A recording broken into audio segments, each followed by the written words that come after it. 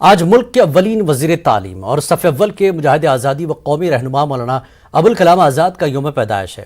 ہم آپ کو مولانا آزاد کے ایک ایسے مداح سے روبرو کرا رہے ہیں جو مولانا آزاد سے متعلق لٹریچر جمع کرتے ہیں۔ اورنگ آباد کے کتب فروش مرزا عبدالقیوم ندوی کے پاس الہلال کے 50 سے زائد شمارے موجود ہیں۔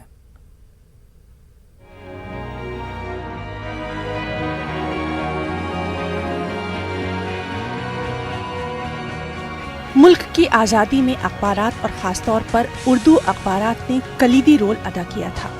ان اخبارات میں مولانا ابوالکلام آزاد کے اخبار الہلال کا شمار صف اول کے اخباروں میں ہوتا تھا۔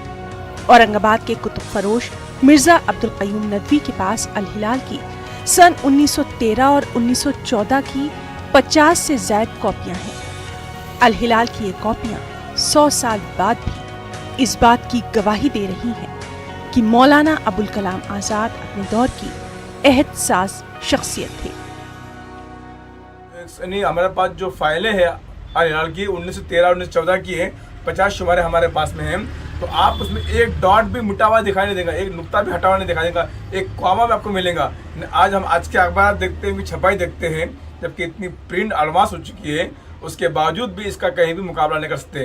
تو یہ ہم نے ہر سال ہم جو ہے مولانا آزاد کی پیدائش کی نمائش لگاتے ہیں، لوگوں کو بتاتے ہیں اور دکھاتے ہیں۔ ہمارا جو فاؤنڈیشن ہے ریڈ اینڈ ریڈ فاؤنڈیشن، اس کی کوشش ہوتی ہے کہ مولانا آزاد کے تعلق سے لوگوں کو باتیں معلوم ہو جائیں۔ الہلال کے یہ شمارے مولانا آزاد کی فکری اساس کو بھی اجاگر کرتے ہیں۔ کہا جاتا ہے کہ یہ اس دور کا واحد اخبار تھا جو اپنی طے شدہ قیمت سے زائد رقم میں فروخت ہوتا تھا۔ یہ الہلال کی خاص بات تھی کہ اس نے جو ہے جنگ آزادی میں جو کردار ادا کیا ہے، شاید کوئی اخبارات نے کیا ہو، لیکن یہ بات ہم کہہ سکتے ہیں کہ الہلال اپنے دور کا سب سے مشہور اخبار تھا جو بلیک میں فروخت ہوتا تھا۔ مولانا آزاد نے جدوجہد آزادی میں اپنے اخبار کو ایک ہتھیار کے طور پر استعمال کیا۔ ان کا طرز تحریر بے باکانہ اور اسلوب دل کو متاثر کرنے والا تھا۔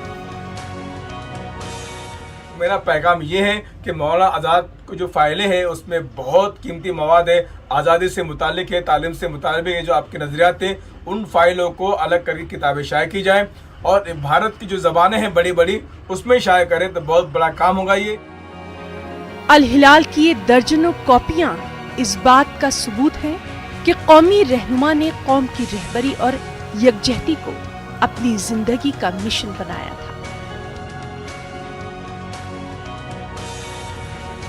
نیوز 18 اردو کے لیے اورنگ آباد سے اظہر الدین کی رپورٹ۔